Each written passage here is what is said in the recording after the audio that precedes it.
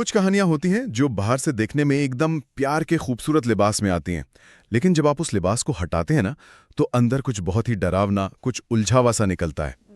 और अक्सर हम उसी खूबसूरती के धोखे में रह जाते हैं। आज हम एक ऐसी ही कहानी की तह तक जा रहे हैं। हम बात कर रहे हैं 2022 की फिल्म डार्लिंग्स की। ये मुंबई की एक मिडिल क्लास शॉल में सेट एक डार्क कॉमेडी ड्रामा है। कहानी है बदरुन्निसा शेख की, यानी बदरू की, जो अपने पति हमजा से मतलब पागलों की तरह मोहब्बत करती है। लेकिन वो मोहब्बत वो एक बहुत ही खतरनाक जाल का हिस्सा है, और इस जाल से उसे निकालने के लिए खड़ी है उसकी माँ शमशू। तो आज हम यही समझने की कोशिश करेंगे कि ये फिल्म घरेलू हिंसा के उस साइकिल को इतने असली तरीके से कैसे दिखाती है, और इससे भी जरूरी बदरू का जो सफर है बदला लेने से लेकर आजाद होने तक का, वो हमें क्या सिखाता है। चलिए इस कहानी की परतों को खोलना शुरू करते हैं। फिल्म की शुरुआत होती है मुंबई की एक आमसी चौल से। जब मैंने पहली बार फिल्म देखी थी ना, तो पहले 15 मिनट मुझे लगा कि ये एक बहुत ही प्यारी रोमांटिक कहानी है। बदरू और हमजा का जोड़ा, उनके बीच की वो छेड़छाड़, वो छोटे छोटे मजाक, ऐसा लगता है कि ये दोनों एक दूसरे के लिए ही बने हैं। फिल्म आपको उस धोखे में खींच लेती है ना? बिल्कुल। और यही इस फिल्म की सबसे बड़ी चालाकी है। वो आपको मतलब दर्शक को उसी जाल में फंसाती है जिसमें बदरू फंसी हुई है। ये जो आपने कहा ना कि सब परफेक्ट लगता है, यही असल में घरेलू हिंसा के क्लासिक चक्र का पहला स्टेज है।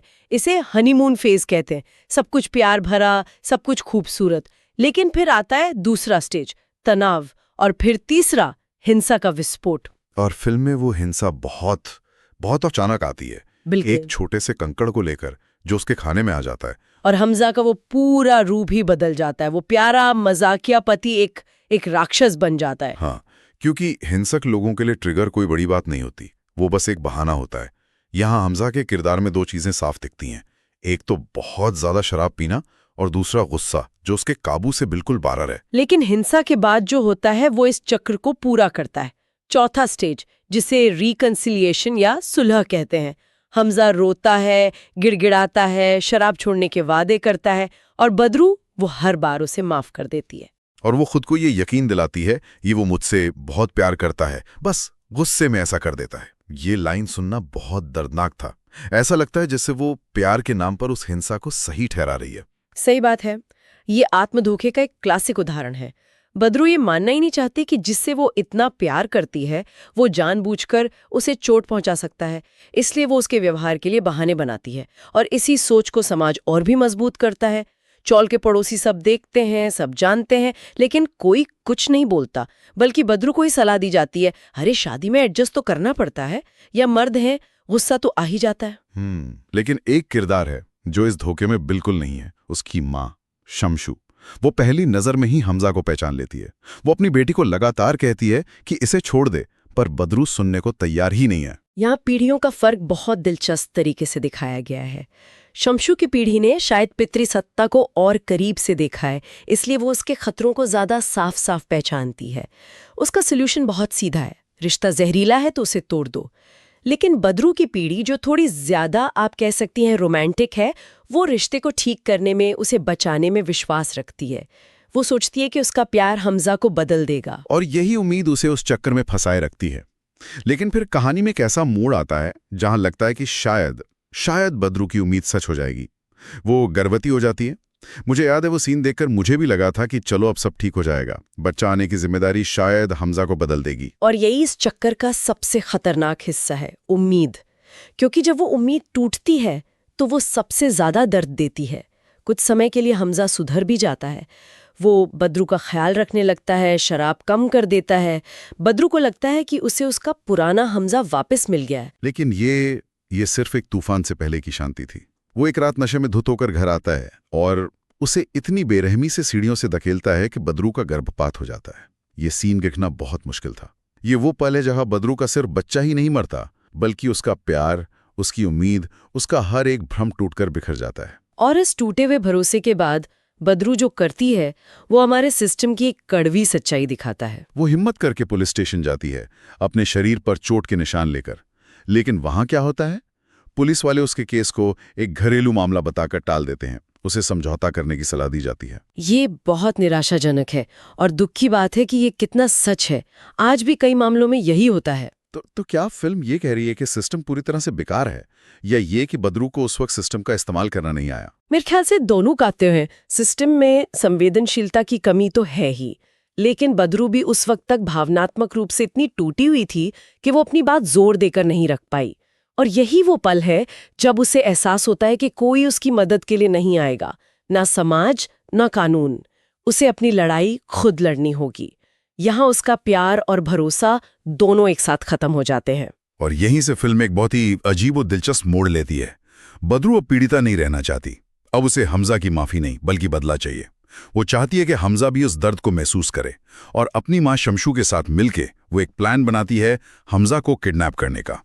यहां से फिल्म एक सीरियस ड्रामा से एक डार्क कॉमेडी बन जाती है। हाँ, और ये डार्क कॉमेडी वाला हिस्सा बहुत अहम है। बदरू और शमशू हमजा को बांध तो लेती हैं, लेकिन उन्हें पता नहीं कि उसके साथ करना क्या है। उनकी बदला लेने की कोशिशें बहुत अनाड़ी हैं। वो उसे इंजेक्शन लगाने की कोशिश करती हैं तो सुई बदरू को ही चुभ जाती है। वो उसे मारना चाहती हैं लेकिन ठीक से मार भी नहीं पाती। वो सीन बहुत अजीब थे। मुझे हंसी भी आ रही थी और बुरा भी लग रहा था। मतलब एक तरफ एक आदमी बंधा हुआ है और दूसरी तरफ ये दो औरतें जो असल में हिंसक हैं ही नहीं, वो हिंसा करने की कोशिश कर रही हैं और बुरी तरह फेल हो रही हैं। और यही इस फिल्म का सबसे गहरा सवाल है। क्या बदला लेना आपको मजबूत बनाता है, या बदला लेने के चक्कर में आप खुद वैसे ही नहीं बन जाते जिससे आप नफरत करते हैं? बदरू उस समय पावरफुल महसूस नहीं कर रही होती। वो कंफ्यूज्ड होती है, डरी हुई होती है। उसे समझ नहीं आता कि वो क्या कर रही है। मैं इस बात से सहमत हूं, लेकिन एक मुंह से देखें तो क्या बदरू का ये कदम जरूरी नहीं था? शायद उसे उस हिंसा को खुद करके ही ये एहसास हुआ कि ये रास्ता गलत है। कभी-कभी एम्पावरिंग होने के लिए आपको पावर का गलत इस्तेमाल करके देखना पड़ता है, ताकि आप उसकी असली कीमत समझ सकें। जो अब कैदी है वो अपना सबसे बड़ा हथियार इस्तेमाल करता है। शारीरिक ताकत नहीं, बल्कि इमोशनल मैनिपुलेशन।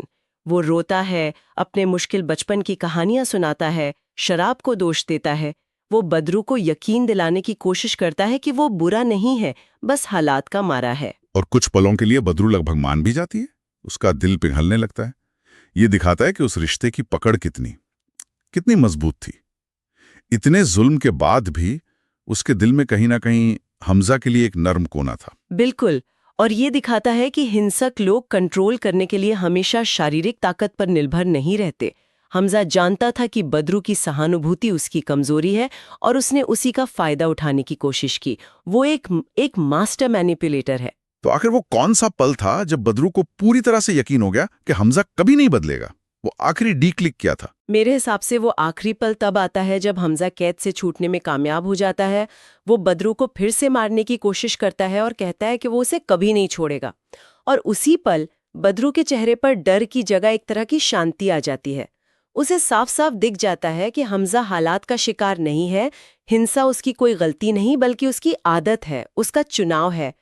वो टूटा हुआ नहीं है, वो जहरीला है। और ये एहसास ही उसे सच्ची आजादी की तरफ ले जाता है, क्योंकि इसके बाद वो जो करती है वो बदला नहीं है। नहीं, वो बदला बिल्कुल नहीं है। वो न्याय है, लेकिन अपनी शर्तों पर। बदरू हमजा को मारने या टॉर्चर करने जैसा कोई आवेगपूर्ण कदम नहीं उठाती। इसके बजाय वो एक बहुत सोचा समझा और परिपक्व कदम उठाती है। वो उसे रेलवे ट्रैक पर बांध देती है, ठीक वैसे ही जैसे हमजा ने धमकी दी थी। लेकिन वो उसे ट्रेन के नीचे मरने के लिए नहीं छोड़ती। हाँ, वो आखिर में उसे खोल देती है, उसे जाने देती है। वो कहती है, मैंने तुम्हें माफ किया। लेकिन जैसे ही हमजा पलटकर उसे मारने के लिए आता है, एक ट्रेन उसे उड़ा ले जाती है। कुछ लोग कह सकते हैं कि ये किस्मत का खेल था। इसे आप किस्मत कह सकते हैं या कर्म। लेकिन फिल्म का संदेश यहाँ बहुत गहरा है। बदरू के असली जीत हमजा को ट्रेन के नीचे मरते हुए देखने में नहीं है। उसकी असली जीत उस पल में है जब वो हमजा को रेलवे ट्रैक पे छोड़कर पलटती है। उस एक पल में उसने हमजा को अपने दिमाग से, अपनी जिंदगी से हमेशा के लिए आज़ाद कर दिया था। ट्रेन का आना तो बस एक संयोग था, वो पहले ही आज़ाद हो चुकी थी। फिल्म का अंत बहुत ही शांत है। कोई बड़ा जश्न नहीं है, कोई जीत का शोर नहीं। बदरू बस वहां से चली जाती है एक नई शुरुआत करने। वो शांति, वो सुकून, बदला लेने में उस बात कहाँ थी? तो आखिर में फिल्म हमें किस सोच के साथ छोड़ जाती है? क्या ये एक हैप्पी एंडिंग है? मेरे ख्याल से ये एक रियल एंडिंग है, हैप्पी से ज्यादा। फिल्म का मुख्य संदेश बहुत साफ है। सच्ची आज़ादी किसी और को सजा देने में नहीं है, बल्कि अपने जीवन का कंट्रोल वापस लेने और खुद को चुनने में है। बदरू की जीत हमजा की मौत नहीं, बल्कि उस जहरीले चक्र से बाहर निकलना है। न्याय हमेशा ऊंची आवाज में और नाटकीय नहीं होता। कभी कभी न्याय बहुत शांत, बहुत व्यक्तिगत होता है। तो अगर हम इस पूरी चर्चा को समेटें तो डार्लिंग सिर्फ घरेलू हिंसा पर एक फिल्म नहीं है। ये उस चक्र को समाज द्वारा कैसे सामान्य बनाया जाता है उस पर भी एक कमेंट्री है। ये बदले की नैतिक दुविधा को भी दिखाती है और आखिर में हमें बताती है कि आत्मसम्मान के जरिए ही सच्ची मुक्ति मिल सकती है। बिल्कुल। और ये फिल्म हम सभी के लिए एक बहुत जरूरी सवाल छोड़ जाती है। फिल्म का एक डायलॉग है जहां शमशू कहती है कि दुनिया में सबसे खतरनाक जानवर कॉकरोच नहीं बल्कि मर्द होते हैं जो औरत पर हाथ उठाते हैं। लेकिन फिल्म ये भी बताती है कि सबसे बहादुर काम बदला लेना नहीं बल्कि माफ करना बंद कर देना है। ये बहुत गहरी बात है। और ये सवाल सिर्फ घरेलू हिंसा तक ही सीमित नहीं है। किसी भी जहरीले रिश्ते में, चाहे वो दोस्ती हो, परिवार हो या काम की जगह, माफी देने और किसी के बुरे व्यवहार को बढ़ावा देने के बीच की वो पतली सी लाइन कहाँ होती है। एक और मौका देना कब खुद को ही बर्बाद करने का एक सिलसिला बन जाता है। ये सोचने वाली बात है।